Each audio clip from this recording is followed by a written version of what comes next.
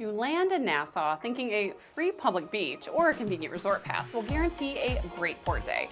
Instead, you're stuck renting a flimsy chair on overcrowded sand, losing money and patience as aggressive vendors circle nonstop. Or you wind up at a high-priced resort that looks good online, but feels underwhelming in person. The mistake isn't just about wasting cash, it's walking back to the ship with Nassau permanently on your never again list. British Colonial Nassau is a classic pitfall here. It was the default choice, simple and obvious, but now it demands a real look at what you're actually paying for and if the experience still lines up. Hi, I'm Melissa, a university professor who loves to cruise and who loves to talk ship. Picture a classic waterfront hotel right on Nassau Harbor, just 6 or 7 minutes walking from the cruise ships. You book a day pass expecting bells and whistles, but British Colonial is intentionally stripped down. 2 pools, a quiet private beach, plenty of loungers and umbrellas, towel service, Wi-Fi, that's the deal. No water slides, no surf simulator, no lazy river, no loud attractions. The reward here is genuine calm and privacy with 0 vendor hassle and very few crowds. Now for years, British Colonial was Nassau's best value. I've talked about this a lot. I've made a lot of videos about this. You didn't even need to compare. You just booked it, you walked over, and you knew it was ballin' on a budget. Unfortunately, I contributed to a little bit of a problem. I kept making TikToks about this. They went viral, and then as demand soared, so did price. Prices shot up fast, so I feel like I kind of created a problem here. Now, the value of British Colonial is there still, but only if you check your other options and know exactly what kind of beach day you really want in Nassau. Now, Nassau makes you pay for lazy planning. If you go for a free public beach to save a buck, you'll probably end up forking out a lot of cash that you don't expect in rentals, and they're usually raggedy chairs and umbrellas. Plus, you've got to deal with the chaos, the noise, the constant vendor interruptions, the aggressiveness of the vendors, the things that people don't like about Nassau. However, if you book a random day pass, you might end up disappointed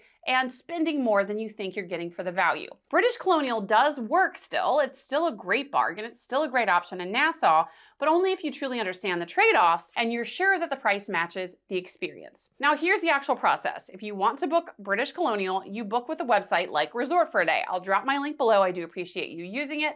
And Monday through Thursday is the lower priced weekday slot. And it does start about $95 per adult, around $39 per child, ages 3 to 12, and it is free for infants. They do have various add-ons like day beds with drink vouchers for couples, cabanas with lunch for groups of 4, and I've done all of these things, but they only make sense if you fill them. Otherwise, you're just burning cash. Now, the rookie mistake here is grabbing a cabana, which is meant for 4 people, as a couple or solo, thinking it's a premium experience. It is not. If you're a solo cruiser or a couple, stick with the regular day pass or the daybed upgrade, or a pass with food credit if you want the perks without the wasted spend. Now, here's where prices trip people up. British Colonial, as I mentioned, it used to be the obvious bargain. You didn't even have to consider it. When I would go to Nassau, I already knew British Colonial, it's the closest to the port, it's easy to get to, and it is the best bang for my buck. But now the calculus has changed. You've got to run the numbers. Sometimes when you run the numbers, you might find that Breezes, which is the all-inclusive option at Cable Beach, is just a little bit more expensive,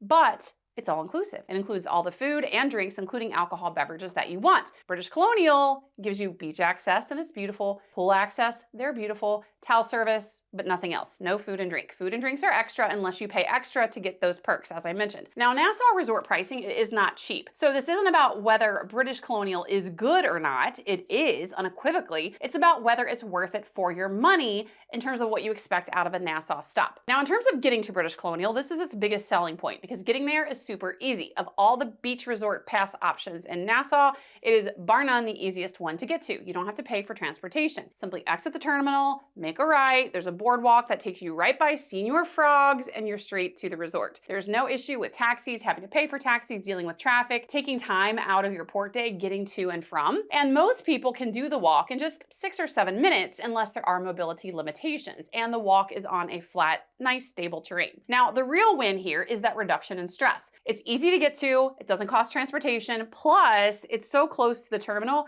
you can literally see your ship from the ocean or even the pool. You don't have that anxiety when you go out on your own with an independent excursion of, oh my gosh, am I gonna miss the return to ship time? And there's no having to worry about how long is it gonna take for a taxi to get here and all of that. And that closeness to the port, that walkability, is what gives British Colonial a massive edge. No waiting around, no hunting down a driver, no angst, leave when you want, no cost for transportation, and you can pop back into town for food if you are hungry. You aren't stuck at anyone's mercy if plans change. Now, when you get to British Colonial, here's how you get your day pass access. You'll enter through the front lobby of the hotel. You'll check in at their heritage gift shop. And a nice perk is if you have stuff with you, say you've done souvenir shopping. I always stop at Bahamas Rum Cake Factory and I have a couple of packs of rum cakes. I don't want that sitting out in the heat with me at the beach. So I will have the staff at the front desk hold my shopping bags for me, and just make sure you go and remember to get those before you leave and before you go back to the ship. Once you get your day passes, they'll give you a wristband. You'll exit out the back of the property and there you will find the pool and the beach. Now the beach front here is amazing. The sand is powder soft, the water's clear,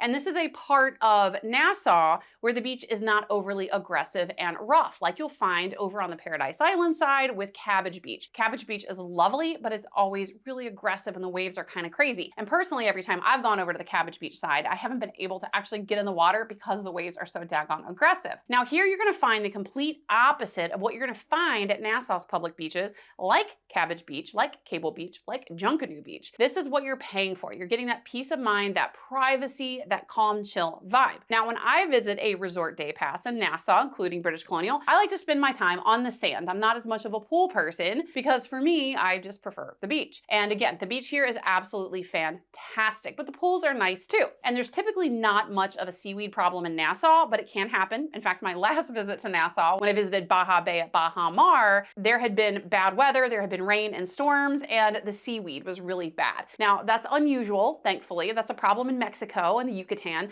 but not so much in Nassau. But the great thing about having a resort option with a pool is if you do visit, unfortunately, on a day where there is a lot of seaweed and ocean water conditions are just not great, you have the pool available there as well. Now, there is not a lot of natural shade here, but you will find plenty of loungers and umbrellas. And when you arrive, staff are there to help you set up and make sure you do have a lounger and umbrella. So you're not having to fight and scramble for them, which always stresses me out on beach days. I don't like that. And it's also important to note the seasonality of Nassau. Of course, Nassau temperatures vary. It's in the Caribbean, so it's generally warm year round, but the water can be particularly chilly in December and January. Outside of those months though, it's usually a pretty safe bet. You can flounce around in the ocean and have a good time without the water being too cold. I have come back over multiple seasons. I've visited Nassau pretty much every month of the year. And again, the water temperature can vary, but the beaches, not the public ones, the private resort front ones, are always great. Now, food and drinks are not included at British Colonial unless you pay for that upgraded package. So if you do want to buy food and drink, you will pay Nassau resort prices. And the food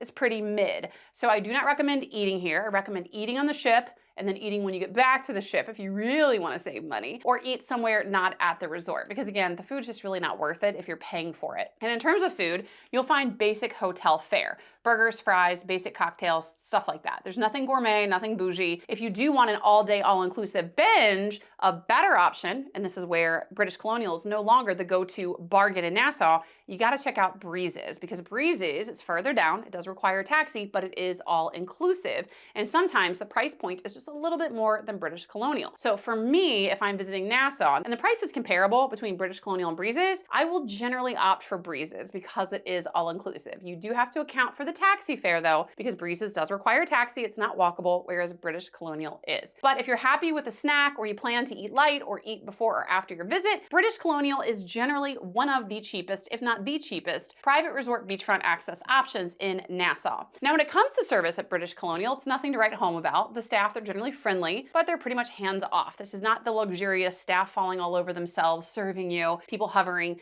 That's not what you're gonna get here. But some people like that. They just wanna chill at the beach, read a book, enjoy the waves, have a good time, not be bothered. Staff are there to help you settle in, but they generally leave you alone unless you ask for something or you order a drink or something like that. In terms of amenities, British Colonial is pretty basic. This is why it is generally the cheapest cheapest option in Nassau. You'll find 2 pools, one that is heated, which is great, especially if you're visiting in December or January, where the water temperature can be really cool. There is a pool for kids, so if you have young kids, they don't have all the razzle-dazzle amenity of some of the other Nassau options like Margaritaville, but there is a kids pool, which is nice. There you'll also find private beachfront access, again with access to loungers, umbrellas, and towels. And that is an underrated thing. I hate schlepping towels to a resort. Even worse, I hate wet, sandy towels and getting them back on the ship. And even luxury options in Nassau like Baja Bay at Baja Mar and Atlantis, even though they're really high price points, they do not provide towels for cruisers for day use. However, British Colonial does. So that's a big check in the British Colonial column. Now, when you buy a pass, regular passes run from 9 a.m. to 5 p.m. And if you buy a cabana or a day bed, you do get an extra hour, but that may or may not matter depending upon your call time here. So there's nothing fancy here, but enough for just a real nice beach break. Now, if you do have kids that aren't just content with a kid pool and playing in the sand, and they need constant entertainment,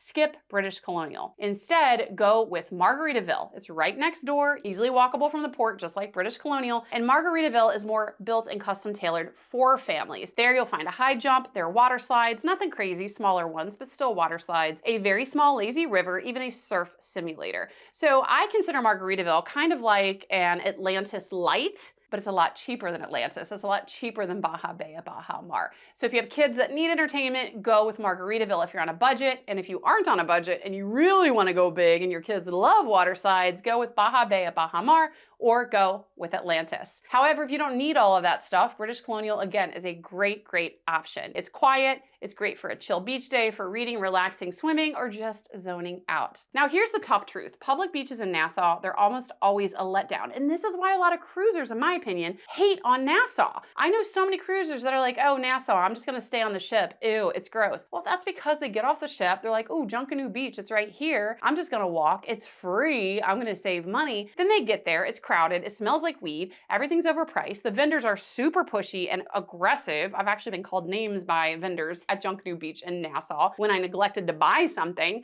and your free beach day can actually add up quickly at a free public beach because you're gonna pay to rent a chair and an umbrella, and often they're busted and nasty. Paying for private access at places like British Colonial, it isn't just about the exclusivity, but it's about removing all that nonsense so you can actually kick back, relax, and enjoy your day. And in my opinion, I think it is worth every penny. So a private resort day pass in Nassau solves all of those problems. And British Colonial is not the only option in Nassau. I've already mentioned several others. But so before you make your decision, because again, they have jacked up the price in the last year, it's important to compare all of the options. Again, the closest comparison is going to be Breezes. This is the main all-inclusive option in Nassau. It's farther away, you gotta pay for a taxi. It is 14 plus, so if you got little kids, it's not an option for you, but you do get everything included. So for me, again, if I check prices on a day I'm visiting Nassau and the Breezes price is a little bit higher than the British Colonial price, I'm always gonna pick Breezes. If I'm cruising with my tween,